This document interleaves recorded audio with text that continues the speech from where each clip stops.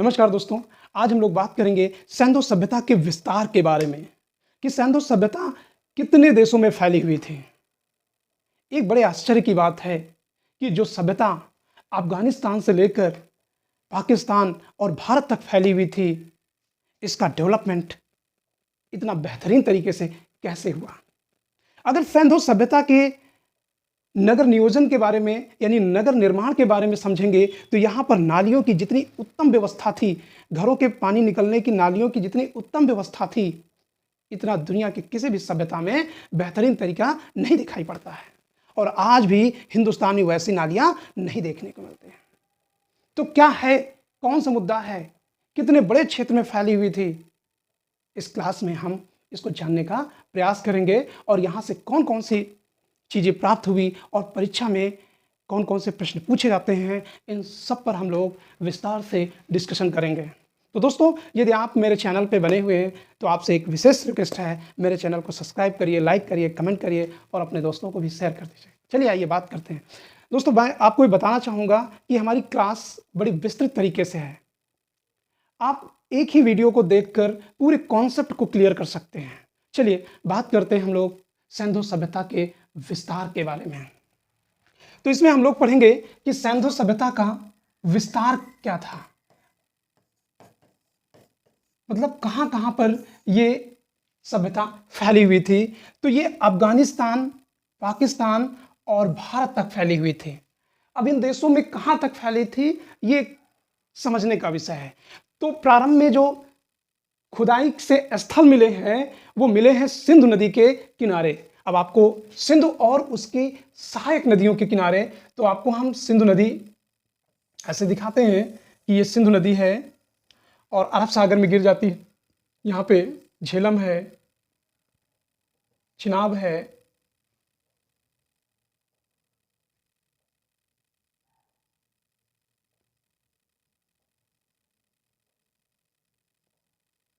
चिनाब है, रावी है, सतलज, ब्यास और इस तरीके से आके ये मिठानकोट के पास मिल जाते हैं। तो प्रारंभ में इसका जो विस्तार है सिंधु नदी के आसपास देखने को मिलता है, लेकिन जब इसका व्यापक स्तर पर खुदाई होती है तो कुछ स्थान अफगानिस्तान में भी प्राप्त होते हैं और यहाँ तक कि भारत उत्तर प्रदेश के मेरठ जिले में आलमगीरपुर और दक्षिण में प्रारंभ में तो भगवत रायपुर माना जाता रहा है। कौन सा? भगवत रायपुर।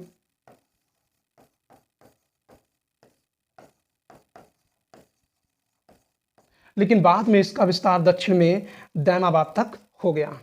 तो इस तरीके से सिंधु सभ्यता के विस्तार के बारे में देखें तो ये एक बड़े आकार में फैली हुई थी।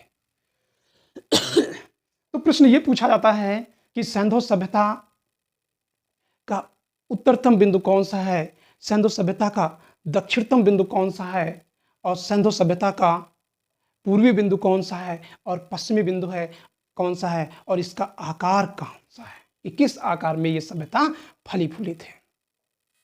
तो इस सभ्यता के विस्तार में देखें तो इस सभ्यता का जो सबसे पश्चिमी बिंदु पड़ता है वो पाकिस्तान के सुतकांगेन में पड़ता है। इसका नाम क्या है? सुतकांगेन डोर। तो प्रश्न ये पूछा जाता है सिंधु सभ्यता का सबसे पश्चिमी बिंदु कहां पर है, तो ये सुतकांगेन डोर है। किस प्रांत में पड़ेगा? तो ये बलूचिस्तान प्रांत में है। कहां पे? बलूचिस्तान प्रांत में पड़ेगा और ये ईरान की सीमा से कुछ दूर पर है।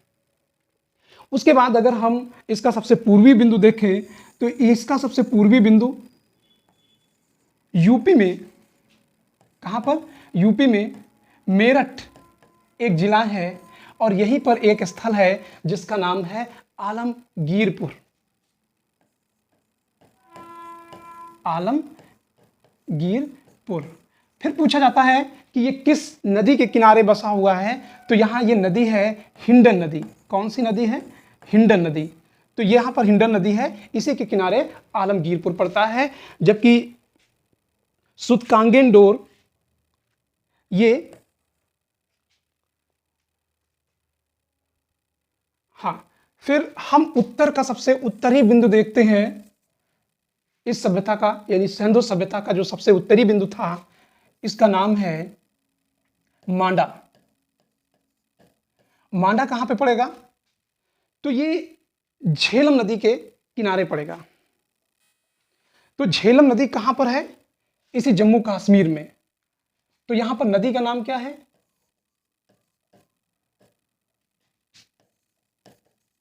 झेलम नदी। और एक तहसील पड़ती है जम्मू कश्मीर में, तहसील का नाम है अखनूर। अखनूर तहसील के पास पड़ेगा। तो ये सबसे उत्तरी बिंदु है, यानी सिंधु सभ्यता का सबसे उत्तरी बिंदु कौन सा है? मांडा है। जबकि पश्चिमी यानी वेस्टर्न पश्चिमी बिंदु जो है सुतकांगेन डोर, और जबकि पूर्वी कौन सा है? आलमगीरपुर। अब बात करते हैं दक्षिणतम बिंदु के बारे में। तो इसका जो दक्षिणतम बिंदु है, प्रारंभ में यह माना जाता था ये गुजरात के भगवत रायपुर में है। किस राज्य में? गुजरात में। प्लेस कौन सा है? भगवत रायपुर।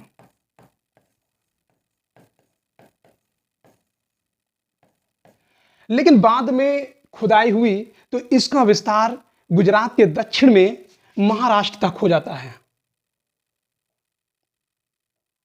कहां पर? गुजरात के दक्षिण में महाराष्ट्र तक। और महाराष्ट्र में एक प्लेस पड़ता है जिसका नाम है दैमाबाद। दैमाबाद। तो आप देखेंगे कि इसका विस्तार उत्तर से मांडा से लेकर दक्षिण में महाराष्ट्र के दैमाबाद में, और जबकि पूर्व में आलमगीरपुर से लेकर पश्चिम में सुतकांगेन डोर तक ये सभ्यता का विस्तार था। यानी ये जो सिंधु नदी के किनारे था, जब उसके व्यापक स्तर में खुदाई हुई तो इसका विस्तार एक बहुत बड़े क्षेत्र में हुआ। तो ये इसका जो है एरिया इस तरीके से डिफाइन हो जाता है। अब प्रश्न यहां पे पूछा जाता है, सिंधु सभ्यता का जो विस्तार है उसका आकार क्या था? तो दोस्तों, सिंधु सभ्यता का विस्तार जो है, विद्वानों का मत है कि इसे त्रिभुजाकार माना गया है। हालांकि ये आपको देखने में चतुर्भुजाकार टाइप में लगेगा, लेकिन विस्तार जो है इसका त्रिभुजाकार दिखाई पड़ता है, क्योंकि ये चतुर्भुज के आकार में कोई भी कल्चर नहीं बस पा रही यहां पर। ठीक है, तो इसका विस्तार कहां तक है? तो 3 देशों में, अफगानिस्तान, पाकिस्तान और भारत में ये इसका विस्तार है। आगे चलते हैं और देखते हैं कि यहाँ से कौन कौन से क्षेत्र अफगानिस्तान से प्राप्त हुए हैं, वो कौन कौन से क्षेत्र पाकिस्तान के हैं, और भारत के कौन कौन से क्षेत्र हैं। तो आगे बढ़ते हैं हम लोग। तो क्षेत्र विस्तार के बारे में थोड़ा सा कंटेंट है, इसको समझिएगा। सीमा का निर्धारण, इस सभ्यता का जो क्षेत्रफल है, भारत, पाकिस्तान और अफगानिस्तान, ये 3 देशों में फैला हुआ था। लगभग 2650 से अधिक जगहों पर क्या हुई? खुदाई हुई। इसमें 1600 स्थल लगभग भारत में हैं। कहां पे? भारत में। और पाकिस्तान में 100, शेष अफगानिस्तान में है। अगर इसकी सीमा का निर्धारण किया जाए तो सबसे पहले किया था एस.आर. राव ने। जब एस.आर. राव ने सिंधु सभ्यता की सीमा का निर्धारण किया था तो उस दौरान यह माना जाता था कि इसकी जो नॉर्थ में यानी मांडा से लेकर भगवत रायपुर तक था, और पूर्व में मेरठ से पश्चिम में सुतकांगेन डोर तक था। सुतकांगेन डोर। तो ये प्रारंभ में माना जाता था कि ये स्थल था, लेकिन बाद में उन्होंने दक्षिणी सीमा गुजरात के भगवत रायपुर को निर्धारित किया था। कौन? एस.आर. राव ने। आगे देखते हैं। बाद में देखा गया कि इसका विस्तार दक्षिण में महाराष्ट्र के दैमाबाद तक है, यानी ये सीमा का निर्धारण और दक्षिण तक हो गया। इस तरीके से सभ्यता के सबसे उत्तरी क्षेत्र जम्मू कश्मीर के मांडा और दक्षिण में महाराष्ट्र के दैमाबाद और पूर्व में उत्तर प्रदेश के मेरठ जिले के आलमगीरपुर जो हिंडन नदी के किनारे था, और पश्चिमी सीमा पाकिस्तान के बलूचिस्तान प्रांत में सुतकांगेंडोर जो ईरान की सीमा पर था। तो एक बार प्रश्न पूछा गया था कि वह कौन सा स्थल है जो पाकिस्तान की सीमा के पास, वो कौन सा स्थल है जो ईरान की सीमा से मिलता हुआ है, तो यह है सुतकांगेंडोर। इसका नाम क्या है? सुतकांगेंडोर। तो सुतकांगेंडोर जो है एक वो स्थल है जिसका आपको इस मैप में हम दिखा सकते हैं। बलूचिस्तान प्रांत ये यहाँ पे, ये मांडा हो गया, ये आलमगीरपुर हो गया, प्रारंभ में भगवत राय था लेकिन फिर बाद में दैमाबाद हो गया। तो ये आकार लगभग कैसा हो गया? ये त्रिभुजाकार माना जाता है। कैसा? त्रिभुजाकार। तो कई बार ऐसे प्रश्न पूछे जाते हैं कि सिंधु सभ्यता का जो स्थल था, सिंधु सभ्यता का जो विस्तार था वो किस आकार में था? तो वो त्रिभुजाकार। आइए आगे देखते हैं हम लोग। अब ये तो पता है कि 3 देशों में फैला हुआ था। कौन कौन से? पाकिस्तान, भारत और अफगानिस्तान, 3 देशों में। तो पाकिस्तान की सबसे पहले हम बात करते हैं पाकिस्तान। तो ये दोस्तों, ये पाकिस्तान का ये आपका चित्र दिखाई पड़ रहा है, और पाकिस्तान के चित्रों में ये आपके 4 प्रांत मुख्य रूप से हैं। पहला है बलूचिस्तान, फिर ये बाल्टिस, फिर ये है एक ये प्रांत है, और ये जो ग्रीन कलर है ये पंजाब प्रांत है, और ये जो बैंगनी कलर का है ये सिंध प्रांत है। तो 4 प्रांतों में सबसे पहले हम बात करते हैं, सभ्यता 3 प्रांतों में ही फैली थी। कौन कौन से? बलूचिस्तान, पंजाब और सिंध प्रांत। तो जो बलूचिस्तान के स्थान है, प्रश्न पूछा जाता है पाकिस्तान के कितने प्रांतों में यह सभ्यता फैली हुई थी? तो 3 प्रांत थे, बलूचिस्तान, सिंध प्रांत और पंजाब प्रांत। 3 प्रांत हो गए। अब देखते हैं बलूचिस्तान में कई बड़े व्यापक पैमाने पर खुदाई हुई, और जब व्यापक पैमाने पर खुदाई हुई तो यहां से कई स्थल हैं। सुतकांगेंडोर जो हमने बताया था कि ये ईरान की सीमा के पास है। सुतका को, डाबरकोट, क्वेटा, कुल्ली, नाल, राना घुंडई, पेरियानो घुंडई। अब इन सब के बारे में हम बात करते हैं।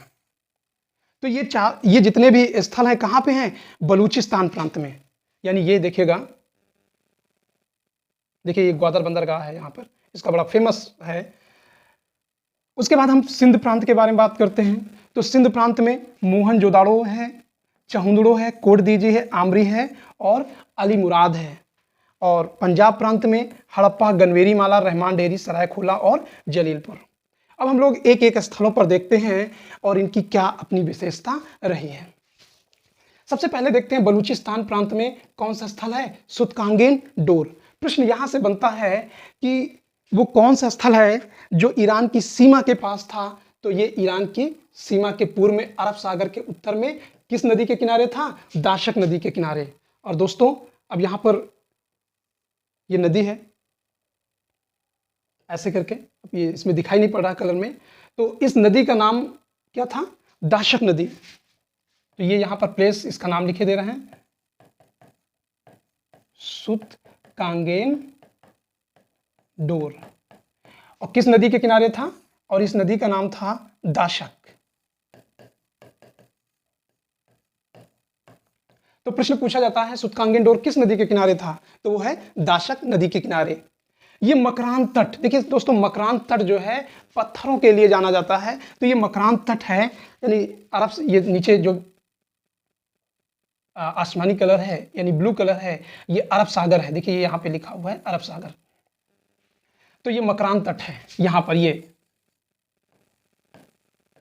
मकरान तट जो किसके लिए? खूबसूरत पत्थरों के लिए जाना जाता है। फिर हम लोग बात करते हैं कि इस स्थल की खोज किसने की? तो आरएल स्टाइन ने इसकी खोज की, तथा जॉर्ज एफ दल्स ने क्या किया? खुदाई करवाई। किसकी? सुतकांगेंडोर की।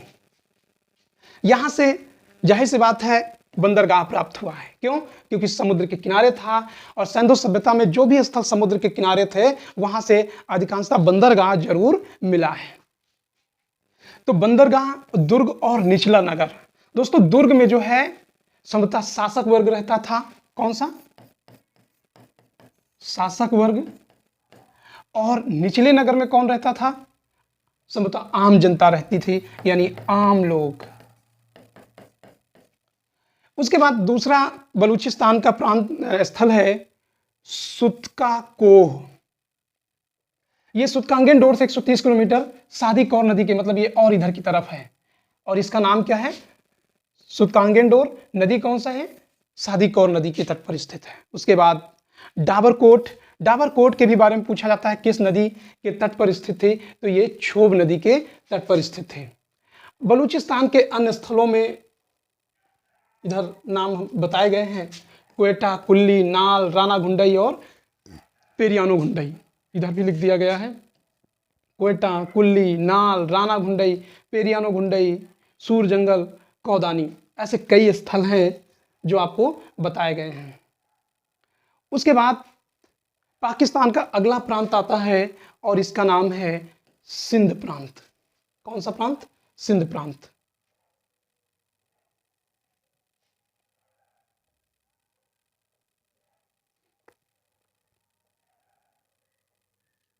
और सिंध प्रांत जो है कहाँ? ये दक्षिण में स्थित है।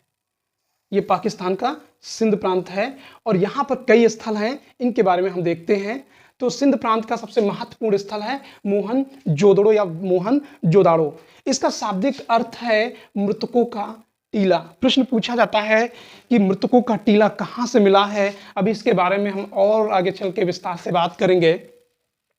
तो मोहनजोदड़ो को ही मृतकों का टीला कहा जाता है। ये सिंध प्रांत के किस जिले में है? लरकाना जिले में। ये भी पूछा गया है। और किस नदी के किनारे है? सिंध नदी के दाहिने तट पर। ये तट पूछा गया है एक बार प्रश्न में। उसके बाद अगले इसी में देखते हैं, इसकी खोज 1922 में राखल दास बनर्जी ने किया और उत्खनन कार्य में जॉन मार्शल भी शामिल थे, के एन दीक्षित, हरग्रीव्स, सनाउल्लाह और मैके। तो कई बार प्रश्न पूछा जाता है कि इसके खोज किसने की? राखल दास बनर्जी ने, जबकि राय बहादुर दयाराम साहनी वो हड़प्पा से संबंधित थे, जबकि राखल दास बनर्जी, ठीक है ना, तो ये 1922 में हड़प्पा से जुड़े हुए थे। फिर अगला है चंदहुदड़ो। तो ये भी कहां पर स्थित है? इसी सिंध प्रांत में स्थित है। चंदहुदड़ो किस जिले में? नवाबशाह जिले में स्थित है। और मोहनजोदड़ो के 130 किलोमीटर दक्षिण पूर्व में है और सिंधु नदी के तट पर स्थित है। इसकी खोज पूछा जाता है 1931 में एनजी मजुमदार ने की थी, और जबकि उत्खनन कार्य किसने किया था? मैके और मार्शल, दोनों लोगों ने मिलकर किया गया था। और यहाँ से पूछा जाता है कि आखिर क्या क्या चीज़ें मिली हैं। तो यहाँ से मनका बनाने का कारखाना, मनका यहाँ पे मटका नहीं है, मटके को कहा गया है मृदभांड, मनका कहा गया है मूंगे को। मूंगा यानी मूंगा वही जो मोतियों की माला जिसे हम गले में पहनते हैं। तो मनका बनाने का कारखाना कहाँ से मिला है? चंदहुदड़ो से मिला है। यहीं से सूती वस्त्र के भी साक्ष्य मिले हैं। और सबसे महत्वपूर्ण बात यह है कि यहाँ की महिलाएं लिपस्टिक लगाती थी सिंधु सभ्यता में, और उसका प्रमाण कहाँ से मिला है? चंदहुदड़ो से। महिलाएं लिपस्टिक बहुत पसंद करती हैं, भी आज भी हैं। तो ये चंदहुदड़ो से मिला है लिपस्टिक के साक्ष्य। और एक दर्पण मिला है। दर्पण मतलब वर्तमान का जो शीशा है ये नहीं है, वो एक तरीके से तांबे का है जिसको घिस के चिकना किया गया और उसमें आईने के रूप में इस्तेमाल किया गया। तो दर्पण भी यहीं से मिला है। तो ये मनका बनाने का कारखाना और लिपस्टिक, ये दो साक्ष्य कई बार पूछे गए हैं। सिंधु सभ्यता के बाद यहाँ पर यानी चंदहुदड़ो में झूगर और झागर संस्कृति डेवलप हुई। कहने का मतलब है सिंधु सभ्यता के लोग जब चंदहुदड़ो में आए, बसे, उसके बाद कुछ दिन बाद जब रहने की अनुकूल स्थितियां वहां पर नहीं रह गई तो वो दूसरी जगह चले गए। और उसके कुछ वर्ष बाद क्या है, झूकर और झाकर वहां पे मिलती है। यानी उसके बाद कुछ जो नए लोग आए हैं उन्हीं को झूगर और झाकर संस्कृत के रूप में जाना जाता है। फिर उसके बाद हम बात करते हैं कोट दीजी के बारे में, और ये भी कहाँ है? सिंधु नदी के तट पर स्थित है। तो प्रश्न पूछा जाता है सिंधु नदी के किनारे कौन कौन से स्थल थे। तो यहाँ पर कई स्थल आपको बताए जा चुके हैं। इसकी खोज 1935 में घुरे ने किए थे और इसका उत्खनन कार्य फजल अहमद ने खान ने किया था। यह भी प्रश्न पूछा गया है। यहाँ से प्राग सैंधव संस्कृति के अवशेष मिले हैं, यानी सैंधव सभ्यता से बसने के पहले के अवशेष कहाँ से मिले हैं? कोटदीजी से। बाद में सी कार्बन ऐसे मिला है कुछ। यहाँ से 16 स्तरों के प्रकाश खुदाई में मिलते हैं। तो ये 16 स्तर क्या है, इस बात को समझें। जैसे ये पृथ्वी का धरातल है, एक हल्का सा ऊंची चट्टान पे लोग इसलिए बसना पसंद करते हैं कि बरसात वगैरह हो तो पानी ना आसानी से भर जाए। तो यहाँ पर आए लोग अपनी बस्तियां क्या की, बसा दी। और 100-200 वर्षों तक रहे होंगे, इसका कोई एग्जैक्ट डेटा नहीं है। फिर वो लोग जब ये प्लेस रहने के अनुकूल ना रह गया होगा या यहाँ की स्थल से पेट भरना मुश्किल हो गया होगा, तो लोग यहाँ से छोड़ कर क्या है, चले गए। तो जाहिर सी बात है कुछ ज़रूरत की चीज़ वो लेके चले गए होंगे या कुछ अनावश्यक चीज़ें यहाँ पर छूट गई होंगी और घर पानी धीरे धीरे टूट फूट के मिट्टी मलबे के रूप में कन्वर्ट हो गए और ये फिर से एक टीला बन के तैयार हो गया। फिर कोई बस्ती आई होगी, कुछ जनजातियाँ आई होंगी और यहाँ पर अपनी बस्तियाँ बसाई। वो भी 100-200 वर्षों तक रहे होंगे और जब रहने के अनुकूल उनके नहीं रह गया होगा तो लोग भी छोड़ के चले गए। ये बस्तियाँ भी फिर क्या हो गई, टूट गई। फिर 200-400 वर्षों बाद फिर एक बस्ती बसाई गई। तो इस तरीके से यहाँ पर जब ऊपर से दक्षिण में यानी ऊर्ध्वाधर खुदाई होती है तो यहाँ पर 16 स्तर प्रकाश में आते हैं। ये आप समझ पा रहे हैं विस्तार से। तो यहाँ से 16 स्तर प्रकाश में आते हैं। तो ये कई बार पूछा गया है कि सैंधव सभ्यता के किस स्थल से 16 स्तर प्रकाश में आए हैं। तो वो कौन सा स्थल था? कोटदीजी। कोटदीजी बहुत ही महत्वपूर्ण है। एक और स्थल है आमरी।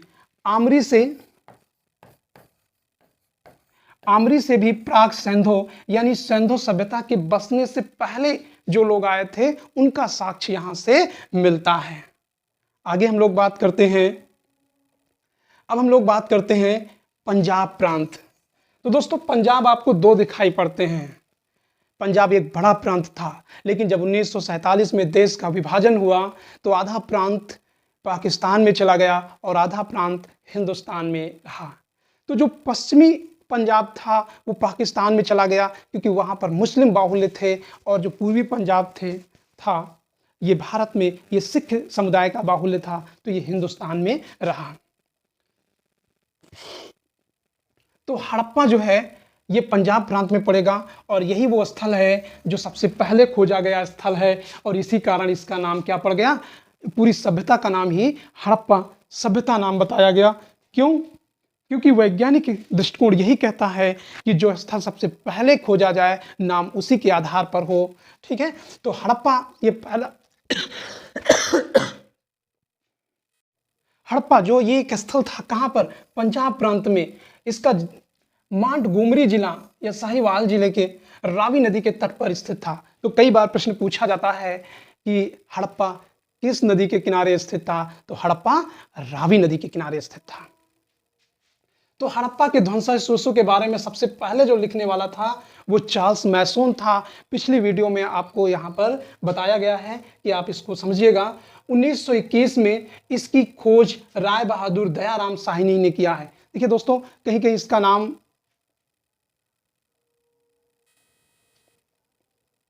इसका नाम राय बहादुर मिलता है, कहीं कहीं दयाराम साहनी। तो इसका पूरा नाम है राय बहादुर दयाराम साहनी ने किया। और यहाँ से भी प्राग सैंधव यानी सैंधव सभ्यता के बसने के पहले के प्रमाण मिले हैं, सभ्यता के साक्ष्य मिले हैं।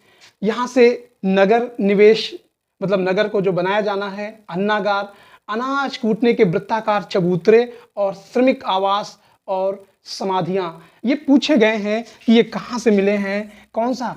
अनाज कूटने के वृत्ताकार चबूतरे, श्रमिक बस्तियां कहाँ से मिली हैं। तो ये दो खास कर पूछे गए हैं अनाज कूटने। तो ये कहाँ से है? हड़प्पा से प्राप्त हुए हैं।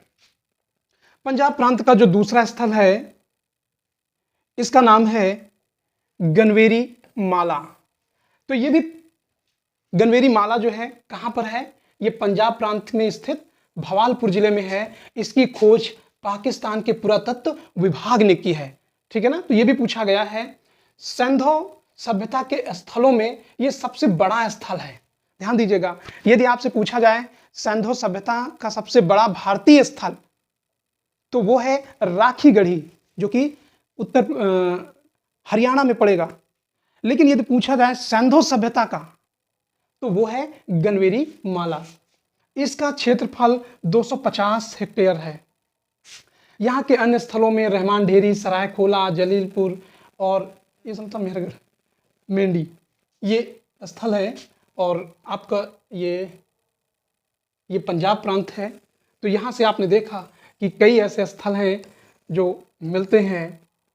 हड़प्पा हो गया और गनवेरी माला हो गया, गनवेरी माला हो गया, और एक और स्थल था हड़प्पा, गनवेरी माला, रहमान डेरी, ये सब बता दिए गए हैं। तो इस तरीके से पाकिस्तान का जो प्रोग्राम था वो समाप्त हो गया। अब हम लोग बात करते हैं भारत के कई प्रांतों में ये सिंधु सभ्यता फैली हुई थी। अब कहाँ कहाँ पे फैली हुई थी, तो सबसे पहला स्थल है जम्मू कश्मीर। ये पूरा स्थल आप समझिएगा, ये जम्मू कश्मीर है, तो ये पहला स्थल हो गया। दूसरा है पंजाब, तीसरा हरियाणा, चौथा है उत्तर प्रदेश, पांचवा है कालीबंगा, छठवां है गुजरात और सातवां है महाराष्ट्र।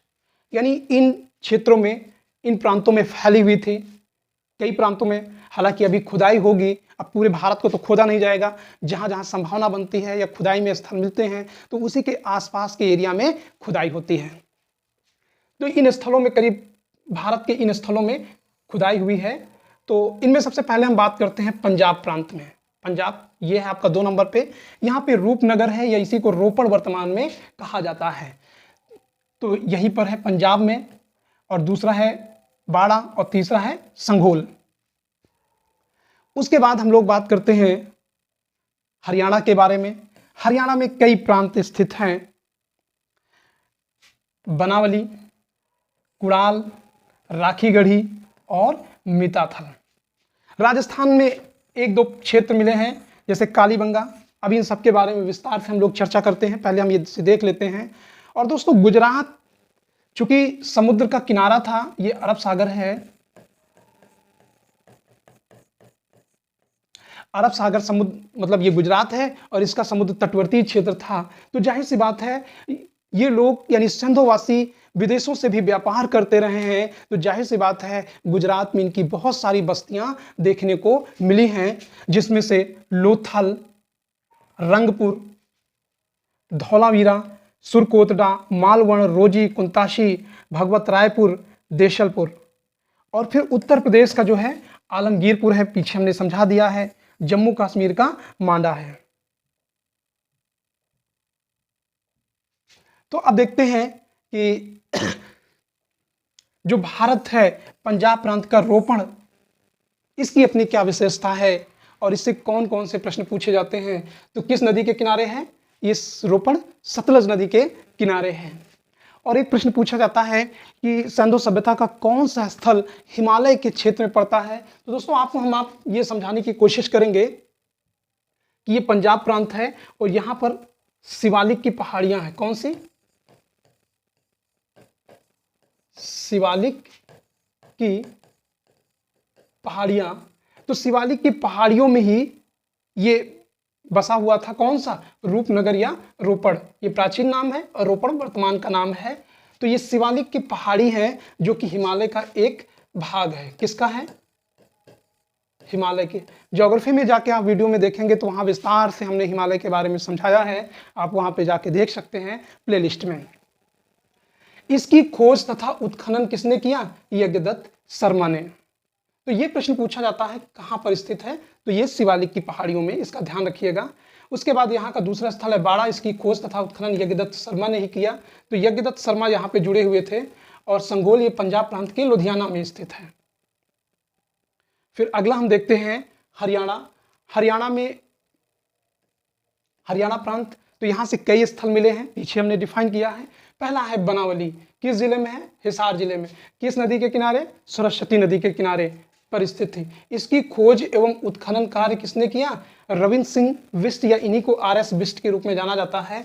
यहाँ से पूर्व सैंधव संस्कृत के अवशेष मिले हैं, यानी सैंधव सभ्यता के बसने से पहले के प्रमाण यहाँ पर मिले हैं, इसलिए पूछा जाता है। और सबसे महत्वपूर्ण यह है कि यहाँ से मिट्टी का बना हुआ हल प्राप्त हुआ है। यही तो प्रश्न पूछा जाता है, मिट्टी का बना हुआ हल, मिट्टी का बना हल का मॉडल कहाँ से मिला है? तो ये है बनावली से। बहुत फेवरेट क्वेश्चन है। उसके बाद कुड़ाल, ये भी हिसार जिले के प्राचीन सरस्वती नदी के तट पर है। इसकी खोज उत्खनन जगपत जोशी और रविंद्र सिंह बिष्ट ने कराया, और यहाँ से प्राक सैंधव सभ्यता के भी अवशेष मिलते हैं। और सबसे महत्वपूर्ण बात यह है कि यहाँ से मुकुट प्राप्त हुआ है, यानी लोग मुकुट पहनते थे। क्या बात है। अगला है राखी गढ़ी। राखी गढ़ी हरियाणा के जींद जिले में स्थित है। इसकी खोज सूरज भान एवं भगवान दास ने किया। और सबसे बड़ी भारी बात है कि भारत में स्थित सैंधव सभ्यता का सबसे बड़ा स्थल है, और इसका क्षेत्रफल कितना है? 224 हेक्टेयर। तो बड़े व्यापक पैमाने पर यहाँ पे खुदाई हुई है। दोस्तों, अगर खुदाई के बारे में बात करें तो दो तरीके से खुदाई होती है, एक क्षैतिज और दूसरा ऊर्ध्वाधर। जब आप हमारी सैंधव सभ्यता के पहले वीडियो देखेंगे परिचय, तो वहाँ पर हमने क्षैतिज और ऊर्ध्वाधर दोनों के बारे में विस्तार से चर्चा किया है, किसका क्या योगदान है। फिर उसके बाद हम बात करते हैं राजस्थान के, और राजस्थान में एक महत्वपूर्ण बात स्थल है काली बंगा, यानी काले रंग की चूड़िया। काला बंगा यानी चूड़िया। तो ये गंगानगर जिले में स्थित है। किस नदी? सरस्वती और घग्गर नदी के दोनों के तट पर स्थित है। इसकी खोज 1935 में अमलानंद घोष, एक घोष ही ज्यादातर नाम मिलता है इनका, तो अमलानंद घोष ने किया। और यहाँ से सबसे महत्वपूर्ण बात है, यहाँ से भी प्राक सैंधव स्थल मिले हैं। तो प्राक सैंधव स्थल वो कौन कौन से, कहाँ से मिले हैं, ये एक महत्वपूर्ण बन जाता है क्वेश्चन। फिर अगला है गुजरात। बड़ा ही इंटरेस्टिंग मामला है गुजरात का। चलिए आइए देखते हैं गुजरात के बारे में। तो गुजरात के कई स्थल हैं, लोथल, रंगपुर, धौलावीरा, सुरकोटदा, मालवण, रोजी, कुंताशी, भगवत रायपुर, देशलपुर। और तो ये इतने ज्यादा स्थल इसलिए डेवलप हो गए क्योंकि इस क्षेत्र में क्या था? समुद्र। तो समुद्र के माध्यम से ये लोग क्या है? व्यापार करते थे, और इस कारण इनकी ज्यादातर बस्तियां इन्हीं के तटीय क्षेत्रों में क्या है? बस गई। तो ये ज्यादातर स्थल है, कुछ अंदर है। तो इन सब के बारे में आगे हम चल के विशेष रूप से चर्चा करेंगे कि कौन कहाँ पर है। अभी तो यहां पर संक्षेप में एक तरीके से चर्चा हो रही है। तो गुजरात प्रांत में पहला स्थल है लोथल। ये कहां पर? अहमदाबाद जिले में। किस नदी के किनारे? भोगवा और सरस्वती नदी के किनारे है। पूछा जाता है। संगम पर स्थित है। और कहां पर? खंभात की खाड़ी में। खंभात की खाड़ी कौन सी है ये समझिएगा। तो ये खंभात की खाड़ी है।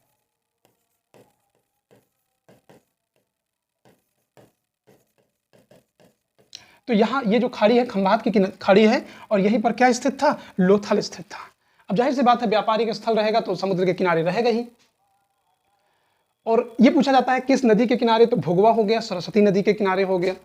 इसकी खोज RS राव ने किया था। यहाँ से बंदरगाह चावल के अवशेष मिले हैं। अभी लोथल के बारे में हम लोग और विस्तार से चर्चा करेंगे आगे टॉपिक में, तो यहाँ पर इतना ही हम विस्तार के रूप में देख सकते हैं। उसके बाद है रंगपुर, चावल के लिए जाना जाता है, ठीक है ना। अहमदाबाद जिले में स्थित है। किस नदी के किनारे? भादर नदी के किनारे, इस तट पर स्थित है। और यहाँ से भी क्या मिले हैं? पूर्व सैंधव सभ्यता के अवशेष मिले हैं, और पतन के बाद के भी अवशेष मिले हैं। तो रंगपुर से धान की भूसी और बजरे के अवशेष।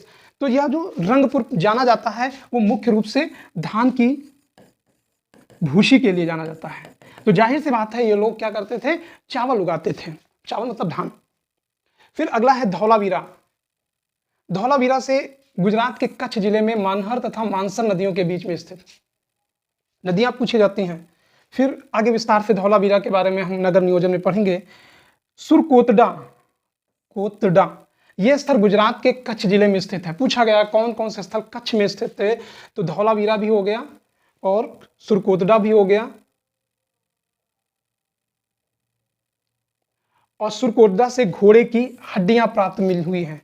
तो घोड़े की हड्डियों के बारे में बात करें तो राणा घुंडई से घोड़े का जबड़ा प्राप्त हुआ है और सुरकोतडा से भी घोड़े की हड्डियां। ये महत्वपूर्ण है, पूछा जाता है, यही तो पूछा जाएगा, ठीक है ना। मालवण ये गुजरात के सूरत जिले में ताप्ती नदी के मुहाने पर स्थित है। तो ये भी प्रश्न पूछा गया है, जब आप ऑब्जेक्टिव घटना चक्र को सॉल्व करेंगे तो वहां से मिल जाएंगे। अन्य स्थलों में रोजी, कुंताशी, भागवत रायपुर और देशलपुर है। और महाराष्ट्र में भी कई बस्तियां मिलती हैं, जैसे दैमाबाद,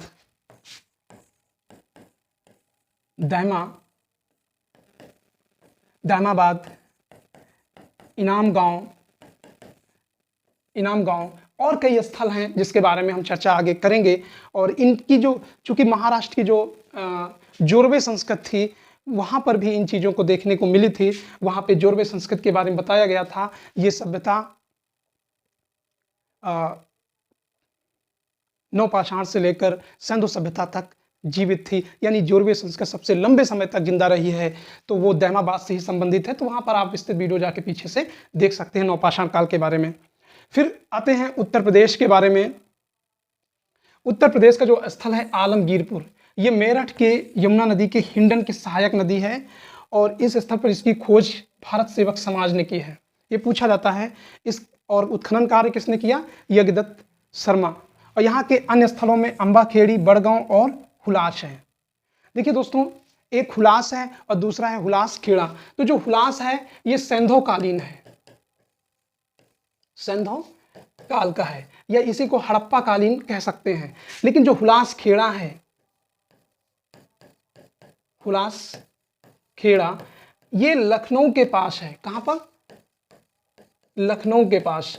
लखनऊ से, जैसे लखनऊ है, लखनऊ से इलाहाबाद मार्ग पर बीच में पड़ता है 15 किलोमीटर दूरी पर मोहनलालगंज। तो मोहनलालगंज से करीब 7 किलोमीटर अंदर यहां पर है हुलास खेड़ा। क्या है? हुलास खेड़ा। तो दोस्तों ये जो हुलास खेड़ा है ये किससे संबंधित है? तो हुलास खेड़ा है, ये गुप्त काल के आसपास का है, ठीक है ना। तो चूंकि एग्जैक्ट उसकी जानकारी नहीं मिलती है, वहां पर हम लोग गए हैं और वहां पर देखा है, तो प्राचीन धरोहर स्थल के रूप में तो दिखाई पड़ती है। एक झील के किनारे है, मतलब एक तालाब से बड़ा सा है, तो वहां पर गड्ढे वगैरह नुमा है, मकान घर बना हुआ है। तो हुलास खेड़ा के बारे में हो गया। उसके बाद हम बात करते हैं जम्मू कश्मीर में। तो ये मांडा जम्मू की अखनूर तहसील में चिनाब नदी के तट पर स्थित है और इसकी खोज मधुबाला ने की है। तो ये मधुबाला ने किया है। तो ये हुलास, तो ये जान लीजिए ये सहारनपुर में है। कहां पर? सहारनपुर में। ये अभी पीछे से पूछा भी गया था, इसीलिए बताना जरूरी था। और ध्यान दीजिएगा, ये पीछे चिनाब नदी के तट पर स्थित है, पीछे शायद झेलम नदी के आसपास बता दिया गया है। तो दोनों मिलते हैं, आसपास दोनों नदियों के बीच का क्षेत्र पड़ता है। और अफगानिस्तान से 2 स्थल हैं, वो कौन से हैं? मुंडीगाक और सोरतुघई। तो दोस्तों आज का ये टॉपिक समाप्त होता है। आगे क्रमशः हम लोग फिर से जारी करेंगे एक नई सिंधु सभ्यता का जो अगला टॉपिक होगा। देखना पड़ेगा कि कौन सा अगला टॉपिक है, या हो सकता है सिंधु सभ्यता के जो निर्माता हैं उनके बारे में बात करेंगे, जो भी टॉपिक होगा। तो दोस्तों ये जानकारी अगर आपको अच्छी लगे तो मेरे चैनल को सब्सक्राइब करिए, लाइक करिए, कमेंट करिए, शेयर करिए। और दोस्तों मैं आपको बताना चाहूँगा कि ये पूरे जो सीरीज़ है वो क्रमशः आपको सीरीज़ मिलेगी, ताकि आप बगैर किसी कोचिंग, ट्यूशन या संस्थान के पढ़ सकें। ठीक है, तो नेक्स्ट वीडियो मिलते हैं। Thank you.